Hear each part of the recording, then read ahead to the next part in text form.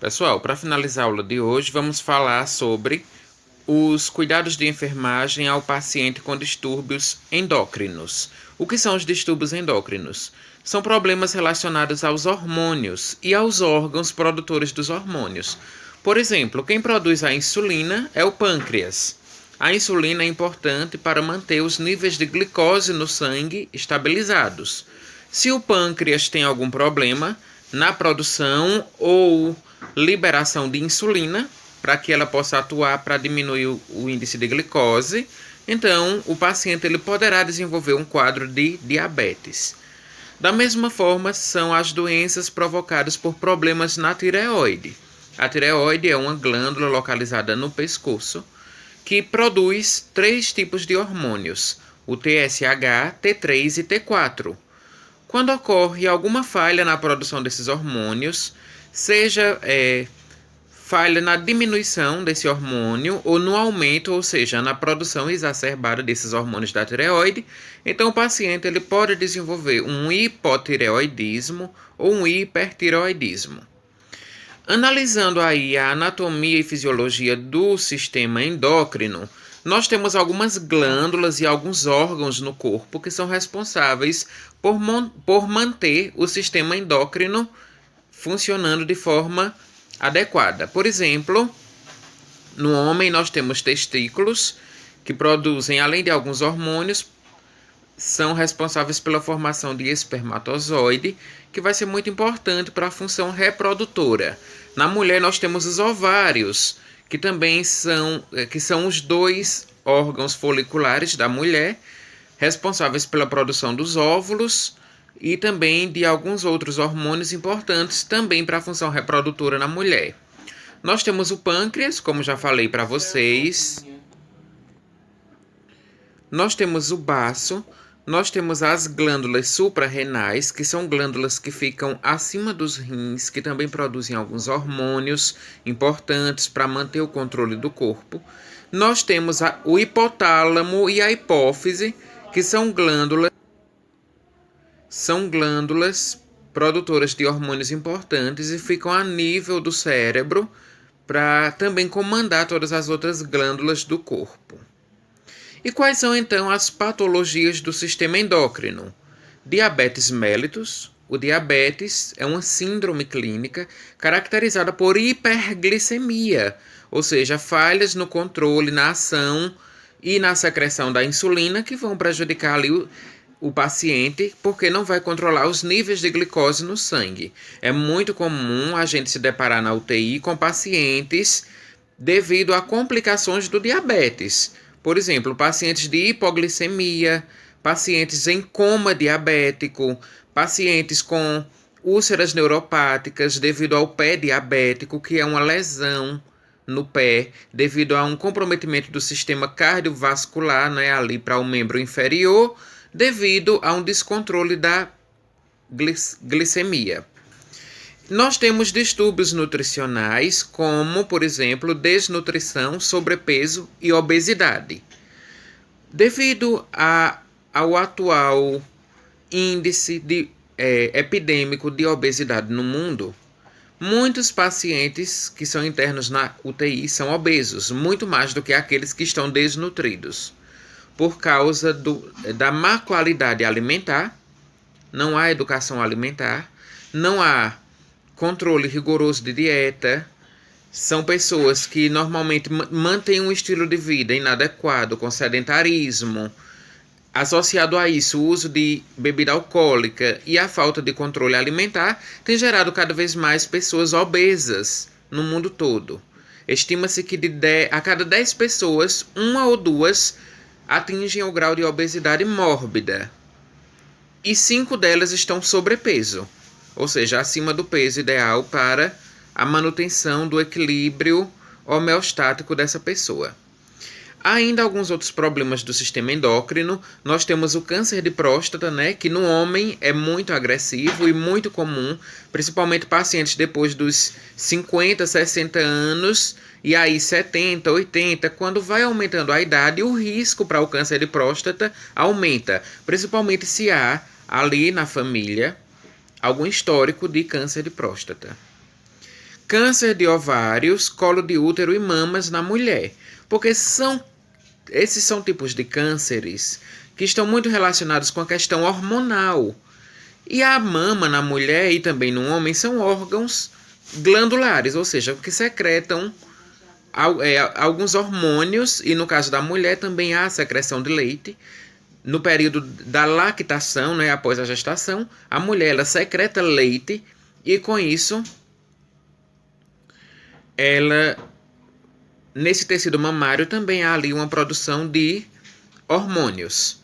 Nós temos ainda hipovitaminoses, que são pacientes com distúrbios da vitamina A.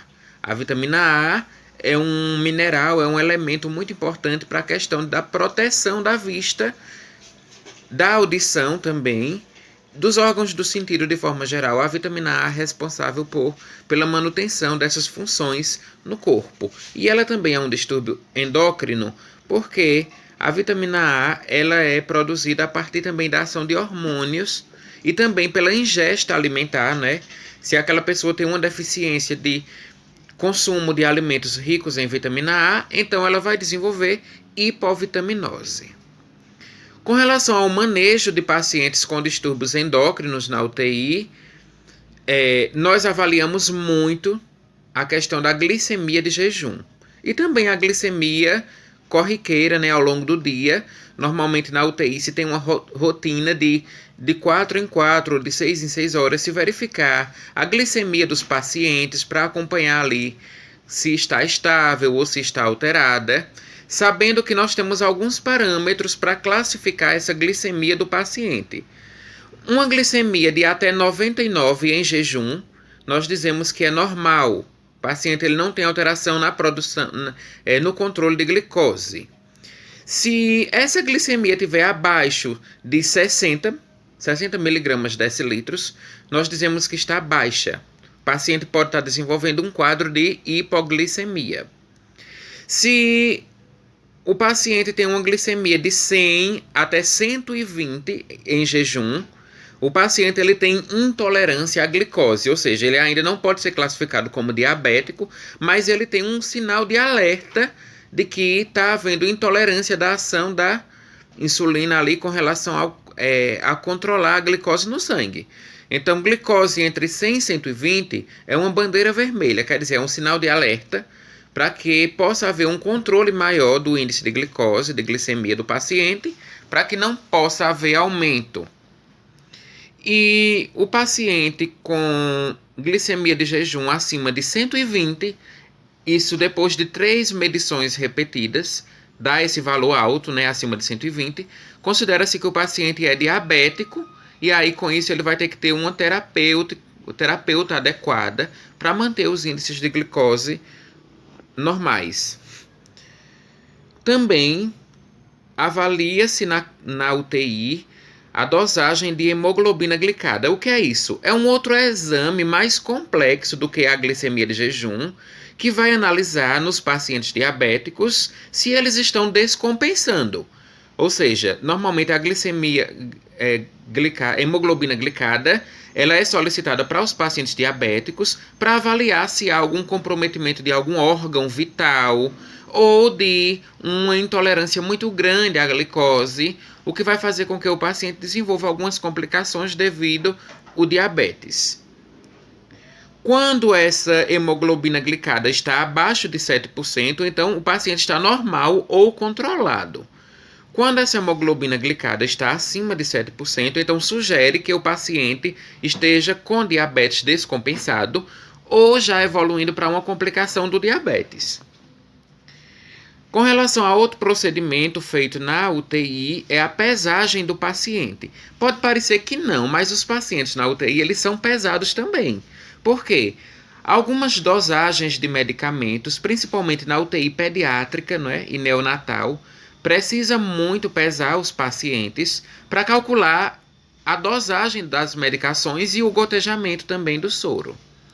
Então, normalmente na UTI deve-se ter uma balança adulta, se for na UTI adulto, vai ter uma balança daquelas de adulto, com uma plataforma e com um medidor e vai ajudar, auxiliar a obter o peso do paciente. Mas é claro que a gente vai analisar as situações. Se for um paciente acamado, com sequelas de um AVC, sequelas de um traumatismo crânioencefálico, ele não vai poder levantar do leito para pesá-lo. Esse procedimento de pesagem dos pacientes só é feito para aqueles pacientes que estão estáveis, que conseguem levantar do leito, estão conscientes e colaborativos para poder a gente obter esse peso deles. Normalmente, a gente também classifica o peso do paciente quanto ao IMC. Pacientes com IMC até 25, eles estão com o peso normal. O que é o IMC? É o índice de massa corpórea. Ele é obtido através de um cálculo onde você pesa o paciente e você extrai também a altura dele, você mede ele, aí você multiplica a altura ao quadrado e depois você pega o peso do paciente e divide pelo aquele valor da altura ao quadrado e vai dar o IMC. Se o IMC do paciente for até 25, ele está normal. Se for entre 26 e 29, ele está sobrepeso. E se for um IMC acima de 30, já classifica ele como obesidade. Com relação ao manejo de pacientes com distúrbios endócrinos na UTI, nós temos também alguns outros cuidados para o paciente com distúrbio endócrino, como, por exemplo, auxiliar o paciente na realização de exames. Os exames T3, T4 e TSH, eles são os exames dos hormônios da tireoide, muito solicitados por pacientes com problemas de tireoide, porque o médico avalia esses índices de T3 e T4 e vai, dependendo desses resultados, poderá até indicar uma cirurgia de tireoide para o paciente, haver ali o controle da produção desses hormônios, ou então o uso de medicamentos como forma profilática, né? Ou seja, para controlar a questão do descontrole na tireoide. A administração de fármacos para cuidados paliativos em pacientes terminais. Então, um paciente com câncer no sistema gástrico, por exemplo, ou aqui, como nós estamos falando de sistema endócrino, pacientes, mulheres com câncer de ovário, com câncer de colo do útero, internadas na UTI para receber cuidados intensivos e paliativos, a gente vai administrar alguns medicamentos que já são muito conhecidos de vocês, como a morfina, o tramal, codeína, fenitoína também, que são medicamentos, diazepam, que é um benzodiazepínico, para ajudar no alívio da dor e na paliação do paciente, ou seja, nos cuidados paliativos, para diminuir o sofrimento, sobretudo naqueles que estão em estágio terminal e que requerem de um tratamento adicional e paliativo. Curativos em pacientes com neoplasia primária. Então, por exemplo, paciente com câncer de mama invasivo, onde aquele câncer ele já tomou proporções grandiosas, já houve metástase, houve ali a lesão de todo o tecido mamário, caracterizada por uma grande ulceração, nodulação, né, que é o tumor em si. Então, vai ser preciso realizar curativos, utilizando soluções fisiológicas para fazer a limpeza da lesão, normalmente aquecidas, e aí alguns produtos cicatrizantes, como o AGE, não vai ter a finalidade de cicatrizar aquela lesão, porque o câncer ele não cicatriza. O câncer, a questão do controle do crescimento das células cancerígenas é feito por via sistêmica. Quimioterapia, radioterapia, quando for indicado, e a cirurgia oncológica. Como a gente estudou muito bem isso na disciplina de oncologia. Porém, nos cuidados paliativos e na realização do curativo, esse curativo tem que ser na técnica estéril, curativos limpos, úmidos, de preferência com as soluções aquecidas. E aí, no curativo de um paciente com câncer de mama, por exemplo, né, uma paciente de câncer de mama, a gente recomenda utilizar alguma pomada, como por exemplo a colagenase, que vai ajudar ali para não haver a aderência da cobertura com a lesão.